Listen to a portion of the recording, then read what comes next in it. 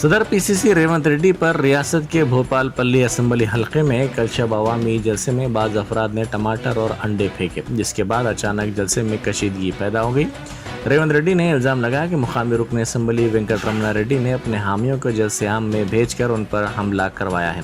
انہوں نے رکن اسمبلی کو چیلنج کیا کہ وہ سامنے آ کر اپنی طاقت کا مظاہرہ کریں۔ اس واقعے کے بعد پولیس چوکس ہو گئی اور جلسے عام کے قریب موجود BRS پارٹی کے کارکنوں کو روک دیا۔ اس واقعے کے نتیجے میں کافی دیر تک کشیدگی دیکھی گئی۔ گھریلو پکوان گیس سلنڈر کی قیمت میں 50 روپے اور کمرشل گیس سلنڈر کی قیمت میں 350 روپے کا اچانک آج اضافہ کر دیا گیا ہے۔ اس طرح قومی دارالحکومت نئی دہلی میں اس اضافے کے بعد فی سلنڈر گھریلو پکوان گیس کی قیمت 1103 روپے اور کمرشل گیس سلنڈر کی قیمت 2119 روپے 50 پیسے ہو گئی ہے۔ جولائی 2022 میں گھریلو پکوان گیس سلنڈر کی قیمت پر نظر ثانی کی گئی تھی۔ کوتوال کیسری کمشنر پولیس ریسلنگ چیمپئن شپ مقابلے منعقد کیے جا رہے ہیں۔ BCP south zone Naga Chaitanya نے میڈیا کو بتایا کہ تلنگانہ کی تشکیل کے بعد پہلی مرتبہ کوتوال کیسری کشتی کے مقابلے منعقد کیے جا رہے ہیں۔ انہوں نے حیدرآباد کے تمام ریسلرز سے شرکت کی خواہش کی۔ انہوں نے کہا کہ کئی زمروں میں یہ مقابلے ہو رہے ہیں۔ خواتین کے لیے بھی ریسلنگ کے مقابلے 2 زمروں میں ہوں گے۔ قلی قطب شاہ اسٹیڈیم میں ان مقابلوں کے اہتمام کے تمام انتظامات مکمل کر لیے گئے ہیں۔ تمام شرکاء کو سرٹیفکیٹس دیے جائیں گے اور بہتر مظاہرہ کرنے والوں میں انعامات کی تقسیم عمل میں لائی جائے گی۔ پرانے شہر کے فتح دروازہ علاقے میں آوارہ کتوں کی بہتات سے عوام پریشان ہے۔ ایک اور کمسن بچے کو کتے نے کاٹ لیا۔ گزشتہ ماہ عنبرپیٹ علاقے میں کمسن پردیپ کتوں کے حملوں سے فوت ہو جانے کے باوجود بھی محکمہ بلدیہ غفلت کا شکار ہے۔ ہائی کورٹ کی پھٹکار کے باوجود بھی لاپرواہی برتی جا رہی ہے۔ کتوں کے عوام خاص کر کمسن بچوں پر حملہ کرنے کے واقعات پیش آ رہے ہیں۔ بورا بنڈا علاقے میں 2 روز قبل ہی 2 بچے کتوں کے کاٹنے سے زخمی ہو گئے ہیں۔ اسی نوعیت کا واقعہ فتح دروازہ وزیر علی مسجد کے قریب بھی پیش آیا ہے۔ بتایا گیا ہے کہ مٹی کے برتن فروخت کرنے والے ایک ضعیف جوڑے کے نواسے پر کتوں نے حملہ کر دیا، ساتھ ساتھ مٹی کے گھڑوں کو بھی نقصان پہنچایا۔ مقامی افراد نے متعلقہ رکن اسمبلی محکمہ بلدیہ کے حکام سے درخواست کی ہے کہ وہ فوری اس سلسلے میں اقدامات کریں۔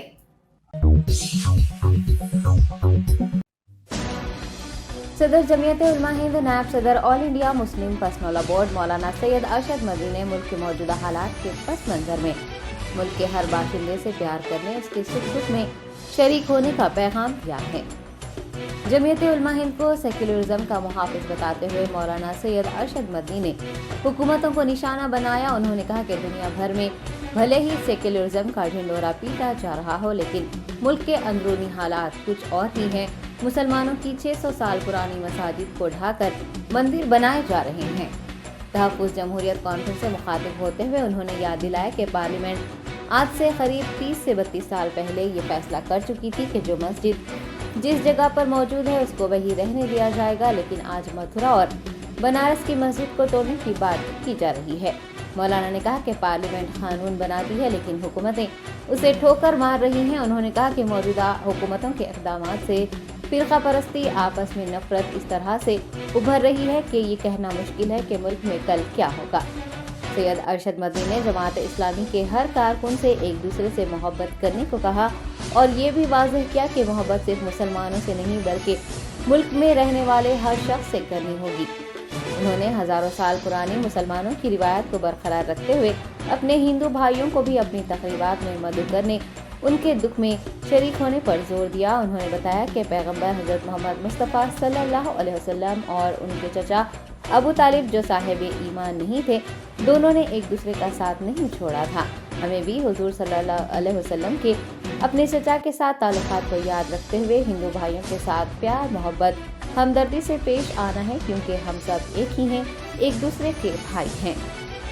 ملک میں موجودہ تمام مدرسوں کے ذمہ داران کو صدر جمعیت علماء ہند نے اپنے جلسوں میں غیر مسلمانوں کو مدعو کرتے ہوئے قرآن اور اللہ کے احکامات، نبی کے فرمان، پڑوسیوں کے حقوق، والدین کے حقوق سے انہیں واقف کروانے کا مشورہ دیا ہے۔ انہوں نے کہا ہے کہ اسلام کے خلاف جو پروپیگنڈا کیا جاتا ہے اس کو ختم کرنے کے لیے اسلام کی صحیح تصویر اپنے غیر مسلم بھائیوں کے سامنے پیش کرنے کی ضرورت ہے۔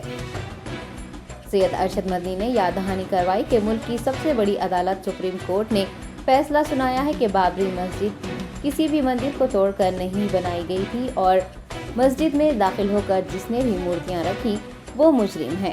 انہوں نے کہا کہ مسلمان سپریم کورٹ کا لحاظ اور احترام کرتے ہیں اور بس وہ اسی وجہ سے سپریم کورٹ کے فیصلے پر خاموش ہیں، لیکن آنے والی نسلیں اس بات پر خاموش نہیں رہیں گی اور تاریخ لکھنے والے یہ بھی لکھیں گے کہ بابری مسجد کی جگہ مندر کی تعمیر کس طرح سے کی گئی تھی۔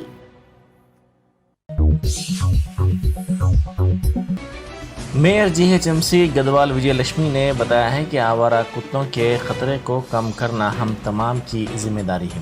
انہوں نے اس سلسلے میں عوامی نمائندوں کے ساتھ ساتھ بلدی حکام، مختلف رضاکارانہ تنظیموں، جانوروں کے حقوق کے لیے سرگرم تنظیموں کے علاوہ عوام سے تعاون کی اپیل کی ہے۔ مختلف سیاسی جماعتوں کے کارپوریٹرز، عہدیداروں کے ہمراہ میئر نے ایک اجلاس طلب کیا جس میں آوارہ کتوں کے مسائل سے نمٹنے کے لیے مختلف تجاویز طلب کی گئی۔ GHMC کی جانب سے معصوم بچہ جس کی موت ہوئی ہے اس کے ورثاء کو 6 لاکھ روپے ایکس گریشیا بھی دیا جائے گا۔ اس کے علاوہ کتوں کو پکڑنے کے لیے مزید 20 گاڑیاں فراہم کرنے کا بھی فیصلہ کیا گیا ہے۔ اس وقت 30 گاڑیاں ہیں، روزانہ 150 کتوں کی نظم بندی کی جاتی ہے۔ اس میں بھی اضافہ کرتے ہوئے 400 تا 500 کتوں کی یومیہ نظم بندی کرنے کے اقدامات کیے جائیں گے۔ کارپوریٹرز نے شکایت کی کہ کچرا وقت پر نہیں اٹھایا جا رہا ہے جس کی وجہ سے ان کتوں کے گروپس سڑکوں پر جمع ہو رہے ہیں۔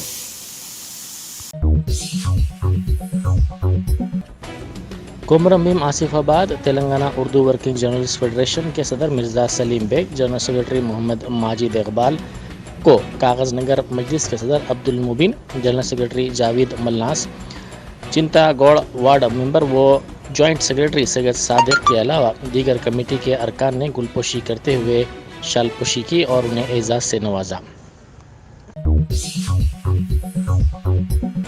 اپل میں چلتی DCM وین میں اچانک آگ لگ گئی۔ ذرائع کے مطابق چاشمبے کی صبح ناگور علاقے سے یہ DCM پرانے پیپر کے لوڈ کے ساتھ سکندرآباد کی سمت جا رہی تھی کہ اس گاڑی کے اپل چوراہے پر پہنچنے پر گاڑی کے کیبن میں اچانک آگ لگ گئی۔ یہ دیکھ کر ڈرائیور نے فوری چوکسی اختیار کرتے ہوئے گاڑی روکی اور اپنی جان بچانے کے لیے نیچے کود گیا۔ جیڈی مڈلا کے ایک مکان میں آگ لگنے کا واقعہ پیش آیا۔ اس مکان میں اچانک کی آگ لگی جس میں مکان میں رکھا سامان جل کر خاکستر ہو گیا۔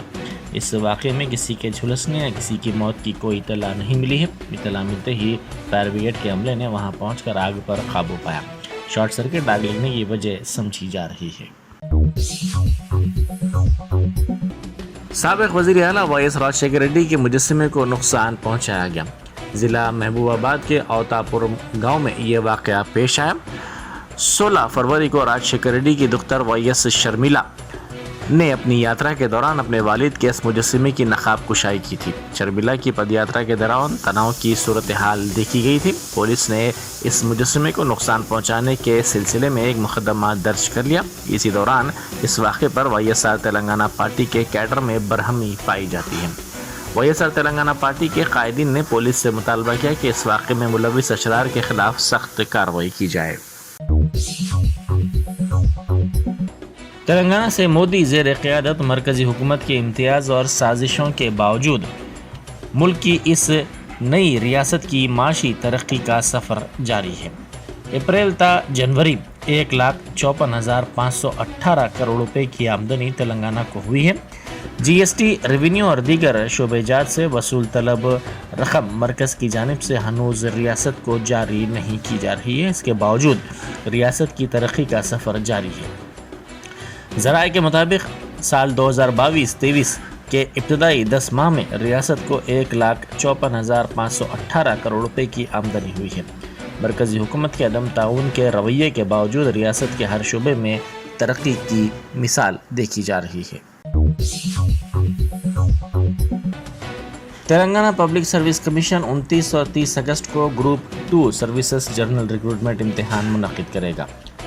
5,51,943 امیدواروں نے درخواستیں داخل کی ہیں۔ TSPSC نے جملہ 700 83 عہدوں کے لیے درخواستیں طلب کی ہیں، جن میں 165 assistant section officer general administration department, 126 منڈل پنچایت آفیسرز، 98 نائب تحصیلدار لینڈ ایڈمنسٹریشن ڈپارٹمنٹ اور آبکاری اور نشہ بندی کے 97 انسپکٹرز شامل ہیں۔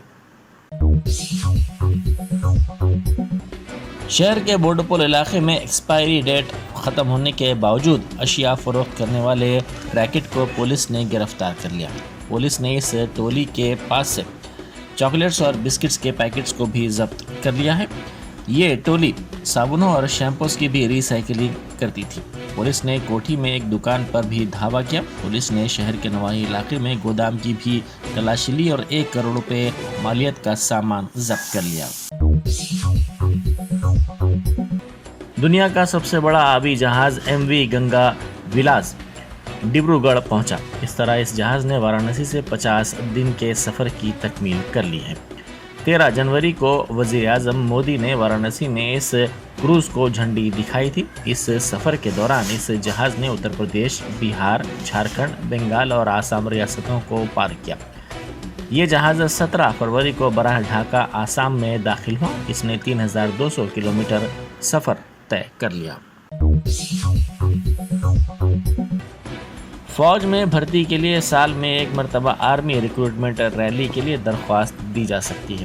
Brigadier Jagdeep Chauhan, deputy director general recruiting Rajasthan نے کہا کہ پہلے کامن انٹرنس امتحان ہوگا، جس کے بعد اہل امیدواروں کا فزیکل اور میڈیکل امتحان ہوگا۔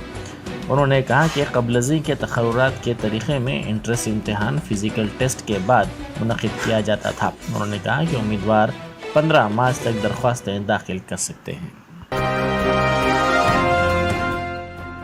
جرمنٹن super specialty hospital, doctor Mir Jawad Zar Khan, senior experienced orthopaedic surgeon, bone fracture, joint replacement, hip replacement اور اسپائن سرجری کامیابی سے انجام دے رہے ہیں۔ اس کے علاوہ neuro surgery, cardiology, gynaecology, dental, general medicine, dialysis اور فزیو تھراپی جیسے شعبہ جات میں انتہائی کامیابی کے ساتھ واجبی فیس میں علاج کیا جا رہا ہے۔ شیئرنگ اور پرائیویٹ رومز، اسپتال میں 24 گھنٹے MRI، CT scan, 2D digital X ray, ultra sound, operation theatre, ICU اور لیب کی سہولت دستیاب ہے۔ آپ کی امیدوں کے عین مطابق جرمنٹن super specialty hospital, pillar number 150، عطا پور، حیدرآباد۔